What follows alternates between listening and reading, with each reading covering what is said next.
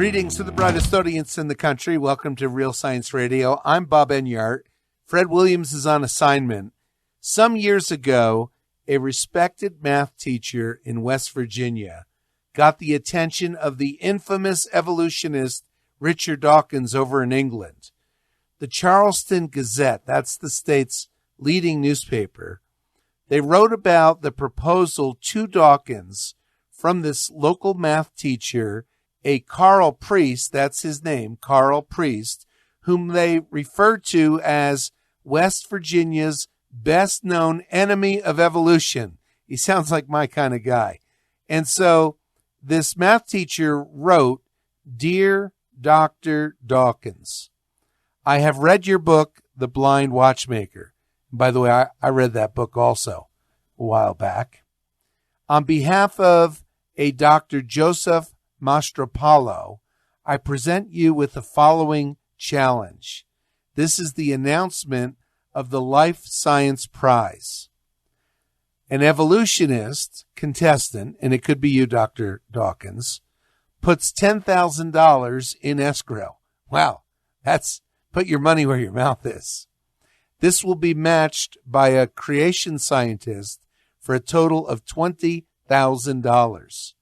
In a debate, if the evolutionist proves evolution is science and creation is religion, he wins the $20,000. If the creation scientist proves that creation is science and evolution is religion, then he collects the $20,000. The standards of evidence will be those of science: objectivity, validity, reliability, and so on. The preponderance of the evidence prevails. Please contact me as soon as possible, and we shall begin working out the details for the debate. So I love that confidence, right? Thank you sincerely, Karl Priest. So then, of all things, Richard Dawkins replies. And he replied just the following day. And he wrote this: "The standards of evidence will be those of science. In that case, you would have no objection to the question being judged by the elected members of the National Academy of Sciences." That's what? Our most prestigious body of scientists in this country, or really in the world. The elected fellows of the Royal Society, that's the same over in England, and the set of winners of Nobel Prizes for science. So it really is impressive that Karl hooked Dawkins, and he had him on the line for some time. So I'm certain that Dawkins' reply caught the attention of at least one of the members of the National Academy of Sciences, Philip Skell, because 3 years later, well, wait, before I get to that, let me welcome to the program the man himself, teacher, creationist, and West Virginia's best-known enemy of evolution, Karl Priest. Karl, welcome to Real Science Radio.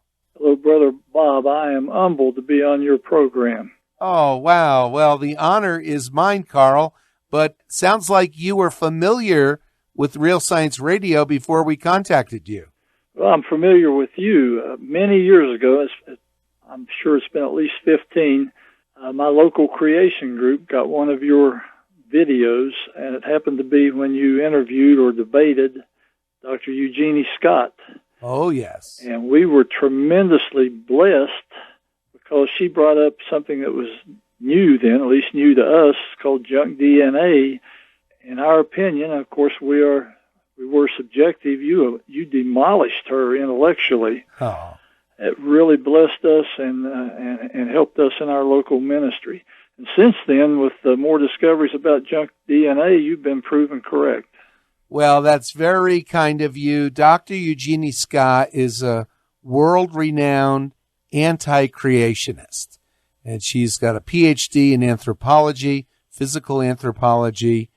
In that 1-hour debate, if you recall, Karl, I asked her for evidence, 3 pieces of evidence, that any higher function had evolved, like whether it's flight or echolocation or just name it. And I said, Eugenie, could you give me these evidences? And she got all excited and she said, there's that code word for religion. I said, what code word? She said, evidences. That's a code word for religion. I'm like, Jeannie, okay, give me 3 pieces of evidence. Finally, late in the show, she mentioned junk DNA, the claim that the vast majority of our DNA is just pure junk. And it's that way because it's left over from evolution. Karl, that argument has not stood the test of time for Eugenie or the Darwinists. That's right. And you really were too tough on her. You should have just asked her for 1 piece of evidence. Well, that's a good point. Hey, since you've mentioned Eugenie and that junk DNA, you know, there was a specific argument about a pseudogene called a beta globin. And that argument that the evolutionists have been celebrating for years now, it's just absolutely self-destructed on them. There's a paper in the journal Genome Biology. In fact, it's titled Genome Biology and Evolution, the journal. And they point out that what was claimed by famous evolutionists to be rock-solid proof for evolution is that this gene, they said it had mistakes in it, and those mistakes were inherited by all these different species, proving that they were not designed and that evolution is a series of mistakes. Well, it turns out that they have found phenomenal evidence of the important functionality of this so-called pseudogene, and that, in fact, even it is functional. So they're losing. Their arguments are short-lived, and gradually they disappear on them. But Brother Bob, they're so fanatical, they do not give up.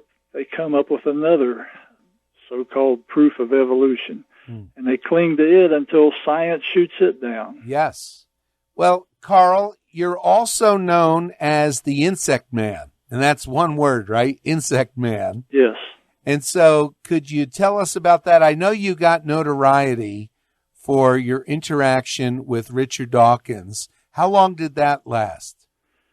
Well, the communication with Richard Dawkins was just a few days, and he did what typical evolutionists do. He began mocking, and then he summarized the story. He wrote an article in, I believe it was Skeptic Magazine. I've got it posted on my website for anybody that wants to see it, and we were not allowed to reply to it. So that's what they do. They, Right. they bluff, then they censor, and that's how they survive. Well, and censor, you're not kidding. I mean, they will destroy the career of a scientist, a professor, a professional who comes out and says he's looked at the evidence and he has judged that it is against evolution. That person will then be in their targets, and they will do everything they can to destroy that person's career. That's right. That's why we declined to accept his really sarcastic offer to have the evidence judged by those bodies, because we knew the only way to get into that club or those clubs is to profess a belief in evolutionism.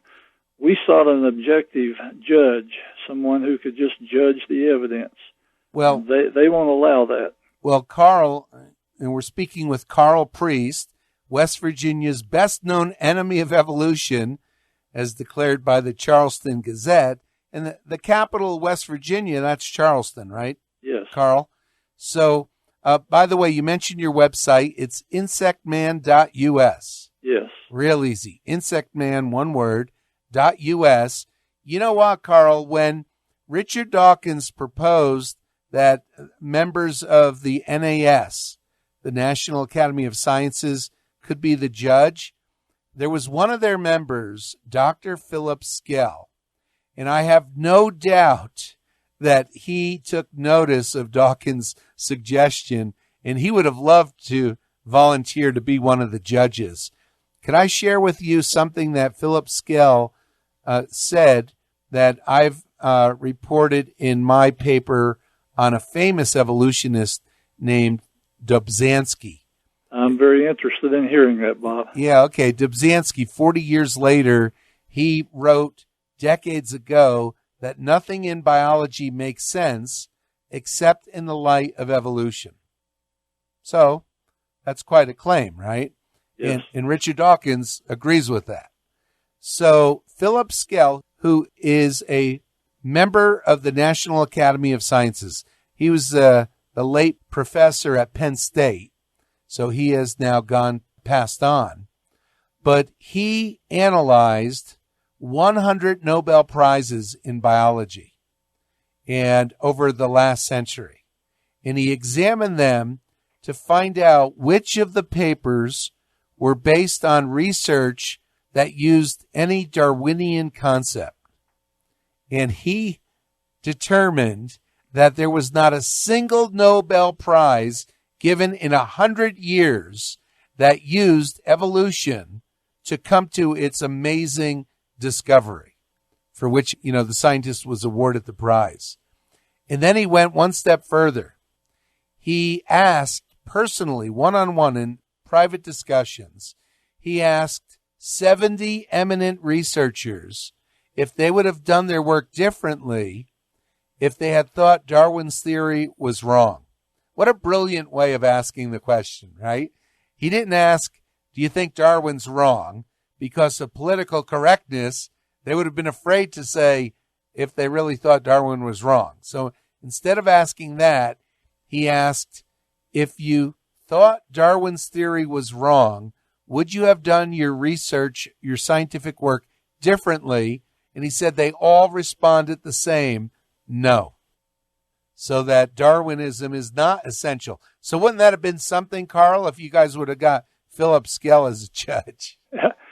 Well, I'm surprised that he was allowed to remain part of the in crowd. Yeah, well, you're right. But on that subject, I can't speak for all areas of biology, but I think they would apply. But I read a lot of the literature on and research on insects, and I have an article called "Helping Evolutionists Get It Right." Is where I take bits of these articles and just show how you could omit their mention of evolution and not change the article, not change the research. Not one little bit.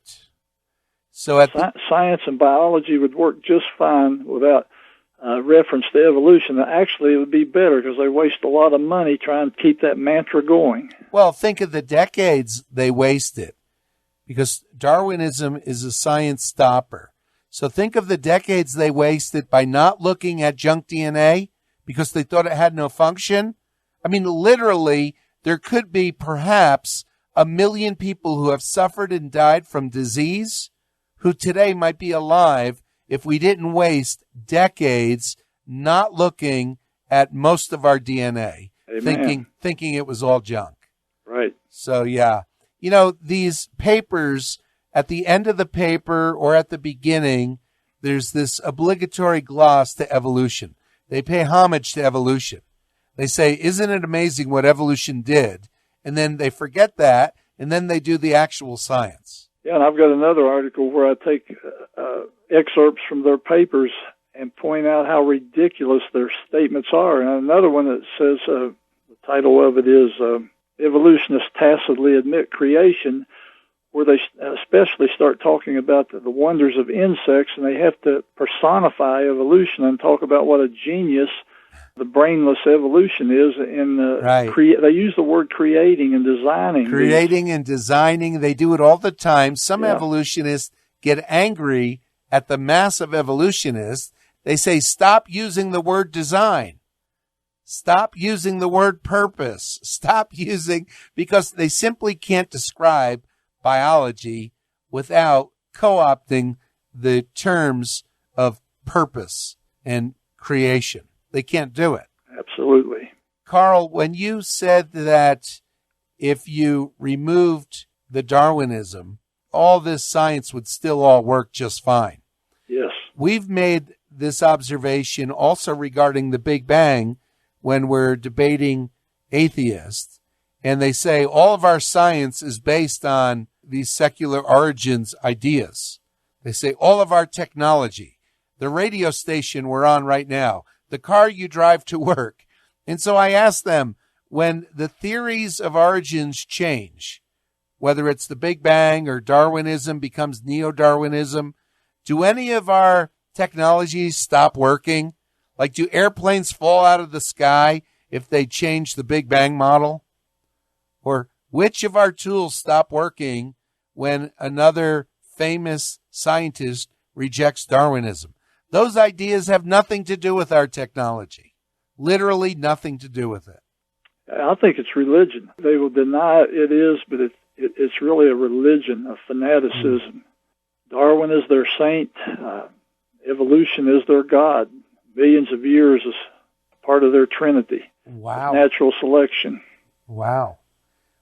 I've noticed that you've written articles for creation.com, actually, before it was creation.com, CMI, the Creation Ministries International out of Australia. And I know that you studied with ICR, right, when they were out in California. That's correct. I went out there for some training that they had. Wonderfully blessed to meet Dwayne Gish and the late Henry Morris. Wow. Yeah, that's just a thrill. I would have loved to meet both of those men. And so let me ask you, as the insect man, have you been keeping up with some of the research on insects? And I've jotted down a few insects maybe we could talk about, but what's on your mind, Karl? I constantly read the research. Of course, it's usually summaries of in popular science, like Science Daily and things like that. But recently I've read the actual papers regarding cicadas.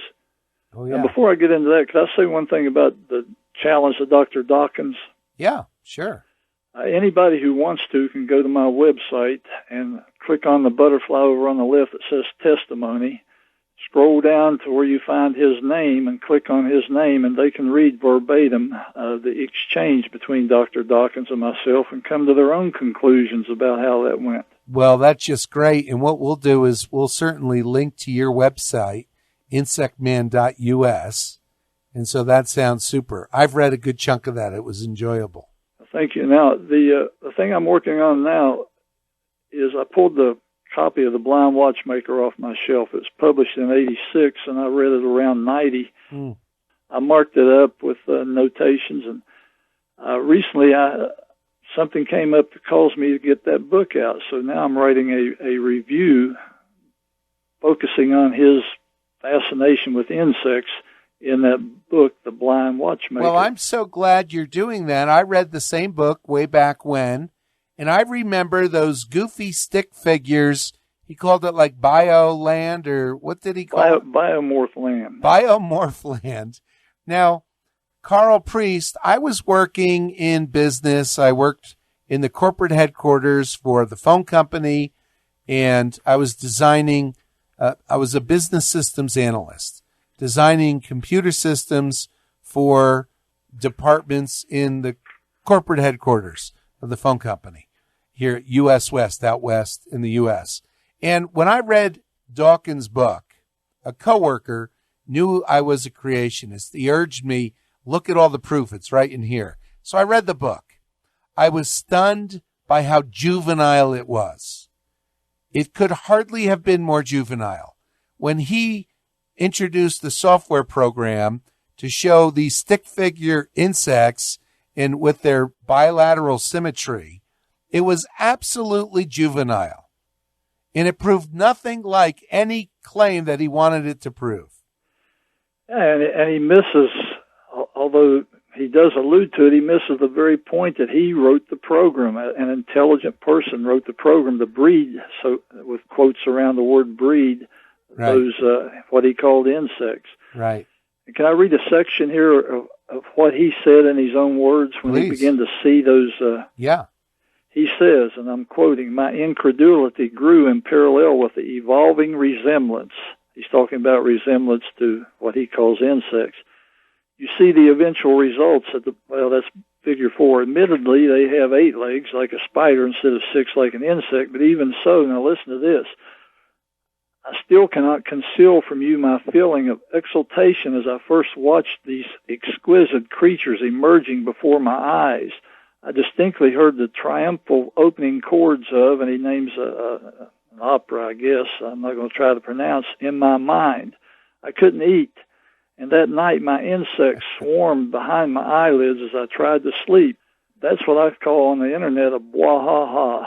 That is so ridiculous. That's religion. We have, I don't know what you called that, but we've got one of those running for Senate out here in Colorado. But anyway, a guy, Blaha. So, Karl, it is so absurd when you write a software program to draw stick figures and randomly attach appendages, and it's just so absurd. It's embarrassingly absurd. And even in the more sophisticated supposed evolution simulators that are online, the authors of the program invariably sneak intelligence into the program. Yes. They design these heuristics so it will do what they want it to do. And they'll get a program to come up with the text, "Methinks it is a weasel." And didn't Dawkins do that in that book? Yeah, that was the first thing he did before he went into biomorph land. Yeah, and every time his program got the right, like an M in the right place, he saved the M. And then he let it run again. He got another letter, an E in the right place. He saved that. And that's directed goal seeking. That's exactly what is not in evolution. What he does is he admits the mathematical improbability of evolving even the simplest part of a cell. But then he says, but if we can break it down into unlimited tiny steps, then it becomes reasonable. It doesn't to me. I don't think it does to anybody in touch with reality. Well, and I think that there are some problems for which there are no tiny steps in between. Like, for example, if you have monochromatic vision. So let's say you have insects, creatures that have a vision system, but they see basically in black and white. And then you're going to evolve, allegedly, a more sophisticated vision system. So now you're going to see in color. And if you're a programmer or you know anything at all about processing signals, data from optics, it gets wildly more complicated to go from black and white to color. It is not a simple little step. You can't take a baby step to go from black and white to color. It is wildly more complicated. And speaking of vision, the vision of insects is not really that simple. As a matter of fact, one of my articles is Thank God for Insects, and it has all kinds of examples of where scientists are using different abilities that insects have. One of the most recent ones I read is Dragonfly Vision to help design things like drones and other things. Insects are beyond comprehension, engineering, and they're wonderfully artistic. And I think God chose these little creatures to show off, and I say that with respect. Yes, amen. God created all the wonder he did because he enjoyed it. He had a good time. And the universe so massive because he was impressing himself. And when you mention drones and how scientists are looking at nature and they're mimicking it, when they first started to make flying drones, and say you want to make it about the size of a fly or some other, a butterfly or something, and you give it these wings, they're sort of stiff wings, and they're flapping, and the thing just doesn't fly as well as a butterfly. And what they realized is that the veins within the wings actually are under the control of the insect's brain, and they change the shape of the wing based on the turbulence they're experiencing, based on whether they're getting ready to take off, land, coast, whatever they're doing. The shape of the wing is dynamic. And that goes so far beyond our current ability to engineer, even with all of our efforts. That's right, and the Department of Defense would love to be able to develop smaller drones, and they're looking at insects to do it. But you know, I think it'd be easier to design a better jumbo jet than it would be to design a drone as tiny as an insect. Oh, you're exactly right. A single living cell has been judged by many scientists to be more complicated than the space station or the space shuttle or so on. You mentioned earlier these periodic cicadas. You said you were looking into those? Oh, yeah, that's something that they only occur in the eastern part of the United States, and mostly in the northern part of the east. And in my state, West Virginia, one of the broods came out this year. The last time they appeared was 1999. They're called 17-year. They're commonly called 17-year locusts because the early settlers didn't know what they were, and they thought it was a biblical plague of the locust. But they're not locusts. Locusts are more like a grasshopper. Mm-hmm. These cicadas are so fabulously phenomenal. I lack words to describe them. And here again, I think God, with his sense of humor, decided to design them so that they have the capability. Now, there's some of them that come up every 13 years, or some of them that come up every 2, 4, or 6 years, but these huge billions of broods are 17-year cicadas that come up every 17 years, like a clock. When the temperature reaches 64 degrees, these guys come out after 17 years of living below ground. Yeah. And what's funny is, Karl Priest, think of that evolving, right? And so you got a whole bunch going underground, but they don't quite know when to come up in their life cycle, and maybe the females come up before the males. And obviously, everything in life needs to work for survival to occur. Yeah. And it's just so silly, these ideas, like the monarch butterfly. Years ago, Karl, we did a show, Fred Williams and I, where we talked about the caterpillar climbs up on the underside of a leaf, attaches itself, and creates this chrysalis around it, and then releases digestive enzymes and basically liquefies itself. It digests, it liquefies something like 95% of its body, almost all of its organs, its structural parts, and then it has to reassemble it all into a totally different kind of creature, a beautiful flying creature. And just think about Darwinism and supposed small steps. Small steps cannot get you through metamorphosis. Yeah, and metamorphosis is a wonderful example of the gospel message, too. The Greek word for metamorphosis is part of that becoming a new creature. But there's also so many other things going on with a monarch, like the monarch female will only lay her eggs on a milkweed plant, and when she lands, she'll chemically test those leaves to see if it's just right for her to lay her eggs. And then get this, Brother Bob, a monarch that is in Canada may be the third generation that left Mexico earlier that year, and it flies right back to the same forest that its great-grandparents flew out of. Thousands of miles. Yes. This tiny little creature. Yeah, and we have to have GPS to get across the town sometimes. It's so light, if it landed on your hat, you probably wouldn't know it was there.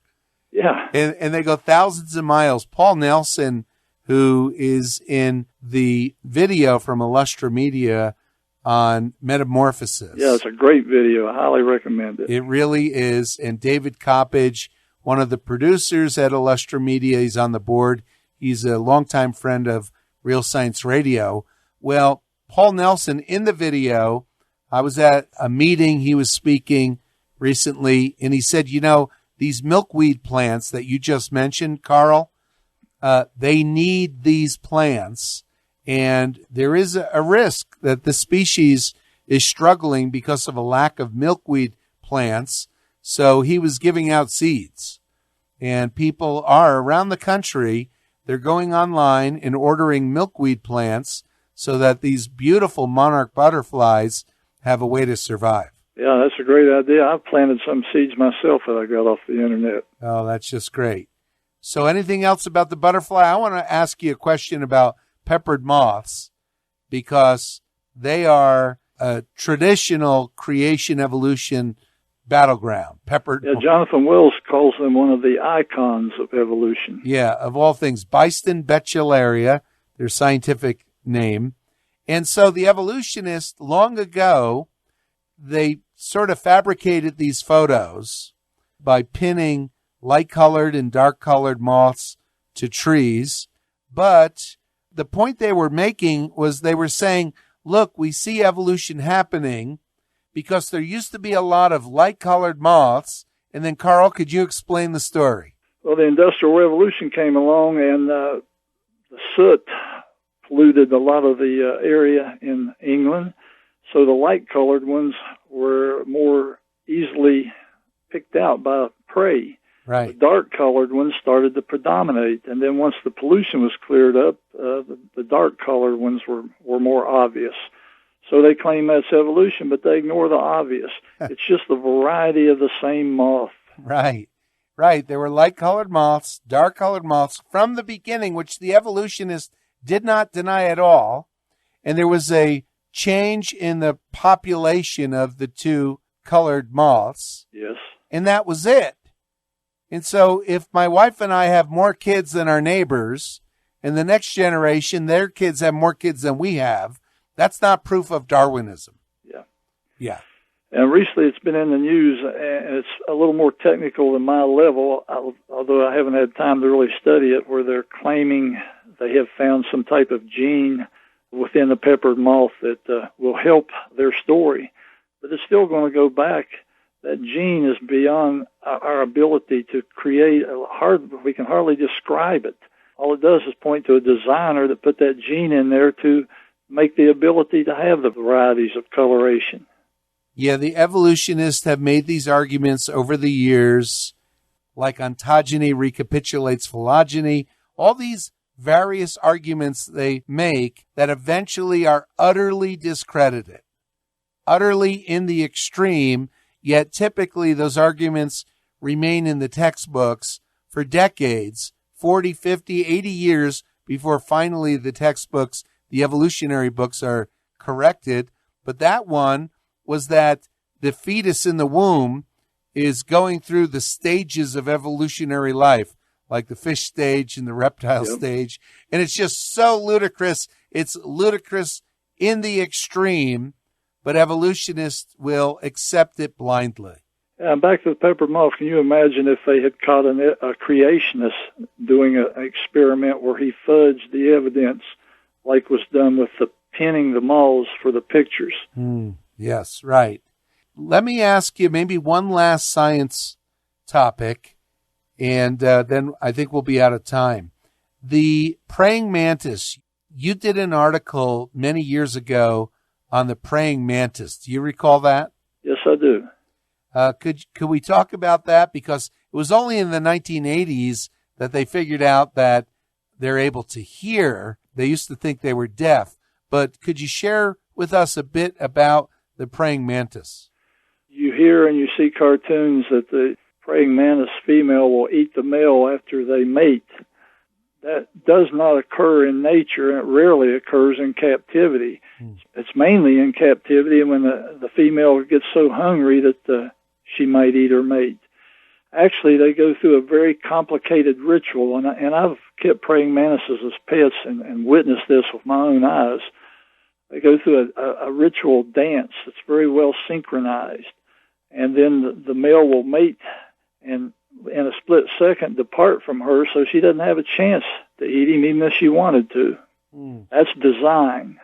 And so interesting with their ear, and I said ear singular, not plural. Unlike every other creature known that has hearing, the praying mantis only has one ear. It's on its abdomen. Yes. And it's able to hear something we cannot, the frequency bats use in their echolocation.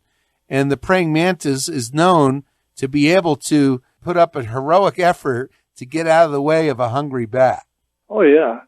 And another ability praying mantises have is their ability to track the flying insects. It's amazing to watch them. It's almost like they do start weaving back and forth as they zero in, and then in a split second they launch out and catch that prey. And then they're camouflaging also. I mean, they're astounding at camouflage. Yes. Where even experts at times have been unable to spot them on a tree or even on a plant, where they will bend part of their body to mimic a blossom. Yeah. Orchard manages are amazingly look like the flower. Yeah. Wow. That is just so cool. It's part of God's artistic ability. Yes. Yeah, the Lord not only is brilliant and powerful, but he has such an eye for beauty. And this world's not our home, and it says, eye has not seen nor ear heard what God has prepared for those that love him. We look at the wonders of his creation, particularly, I think, in the insect world. People just take time to look.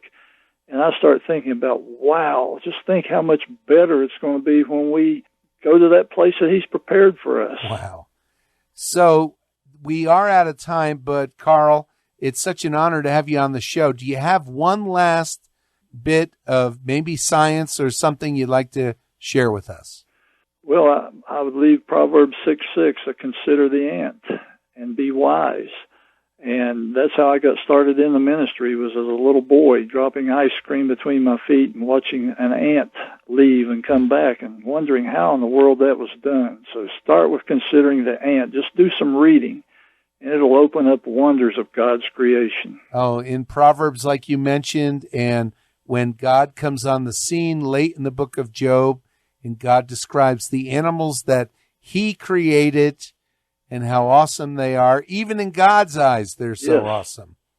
And so, yes, amen. What a wonderful time, Karl. Thank you so much for joining us. Hey, let's close with this. The way that you and I ended up doing the show is that you sent an email to American Right to Life, and the office manager there, Donna, I'm on the board of American Right to Life, and she recognized, maybe she went to your website or in your signature, that you are a creationist, and she contacted us and said, would you be willing to interview the Insect Man from West Virginia, West Virginia's best known enemy of evolution?